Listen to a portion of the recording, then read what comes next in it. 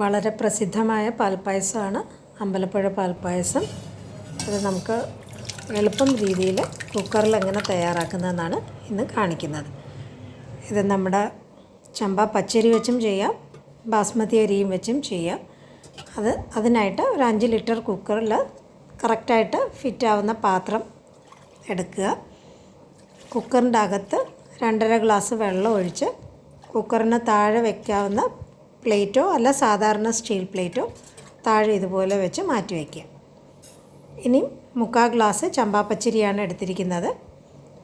ഇത് പായസം റൈസ് എന്നും പറഞ്ഞ് മാർക്കറ്റിൽ കിട്ടും. നന്നായിട്ട് കഴുകി മാറ്റി വയ്ക്കുക. 1.25 ലിറ്റർ ഏകദേശം 7 ഗ്ലാസ് 250 ml 7 ഗ്ലാസ് പാല്, തിളപ്പിച്ച പാലായിരിക്കണം. നമ്മൾ കുക്കറിൻ്റെ അകത്ത് വെക്കുന്ന പാത്രത്തിലേക്ക് മാറ്റിയിട്ട് 1.25 ഗ്ലാസ് പഞ്ചസാര ചേർക്കുക. അപ്പോൾ കുറച്ച് മധുരം മതിയെന്നുണ്ടെങ്കിൽ 1.25 ഗ്ലാസ് തൊട്ട് നല്ല മധുരം വേണമെന്നുണ്ടെങ്കിൽ 2 ഗ്ലാസിൻ്റെ മുകളിൽ വരെ ചേർക്കാം.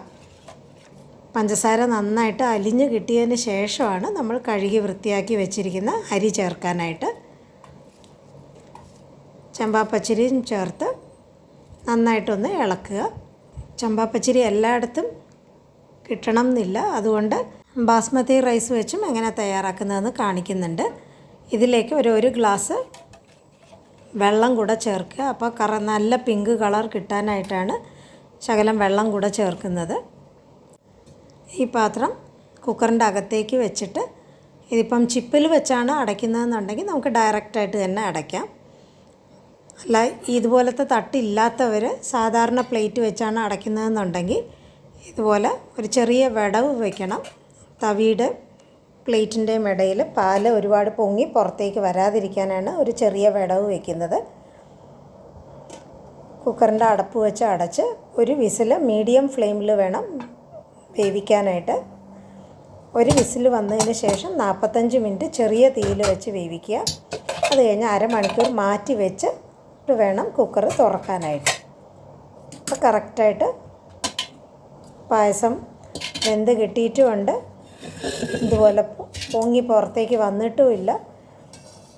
നല്ല കട്ടിക്കായിട്ടാണ് കിട്ടിയിരിക്കുന്നത്. ഇപ്പം കട്ടി കുറച്ച് വെള്ളമായിട്ടുണ്ടെന്ന് തോന്നുകയാണെങ്കിൽ ഒന്നും കൂടെ നമുക്ക് തിളപ്പിച്ചെടുത്താൽ മതി. അതേ പായസം ഇപ്പം ബാസ്മതി റൈസ് വെച്ചും നമുക്ക് തയ്യാറാക്കാം. നമ്മൾ പാല് തിളപ്പിച്ച് അതിലേക്ക് പഞ്ചസാര ഇപ്പോൾ കുറച്ച് മതിയെന്നുണ്ടെങ്കിൽ ഇതുപോലെ 1.25 ഗ്ലാസ് പഞ്ചസാര ചേർത്താൽ മതി. ശകലം കളറ് കുറയുമെന്നേ ഉള്ളൂ.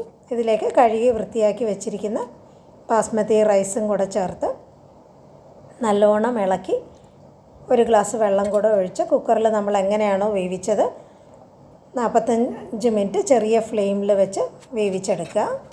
നമ്മൾ വേവിക്കുമ്പം ഹൈ ഫ്ലെയിമിൽ വെച്ച് വേവിക്കരുത്, മീഡിയം ഫ്ലെയിമിൽ വെച്ച് ഒരു വിസിൽ വരുത്താവും. അരമണിക്കൂറിന് ശേഷം അത് തുറന്നെടുത്ത് നോക്കുകയാണെങ്കിൽ പായസം റെഡിയായിരിക്കും. മറ്റേ ചമ്പാപ്പച്ചരിക്ക് ശകലം കൂടെ കളറ് നല്ല പിങ്ക് കളറ് കിട്ടും. ഇതിന് ശകലം കളറ് കുറവായിരിക്കുമെന്നേ ഉള്ളൂ. എങ്കിലും ബാസ്മതി റൈസ് വെച്ചും നമുക്ക് നല്ല ജീരകശാല റൈസും ഇതുപോലെ തന്നെ നമുക്ക് തയ്യാറാക്കി എടുക്കാം. ഈ രീതിയിൽ കുക്കറിൽ അമ്പലപ്പുഴ പാൽപ്പായസം തയ്യാറാക്കി നോക്കുക. ഇത് തണുക്കുമ്പം ഒന്നും കൂടെ കട്ടിയായി കിട്ടുകയും ചെയ്യും. വീഡിയോ ഇഷ്ടപ്പെടുകയാണെങ്കിൽ ലൈക്ക് ചെയ്യുക, ഷെയർ ചെയ്യുക, സബ്സ്ക്രൈബ് ചെയ്ത് സപ്പോർട്ട് ചെയ്യുക.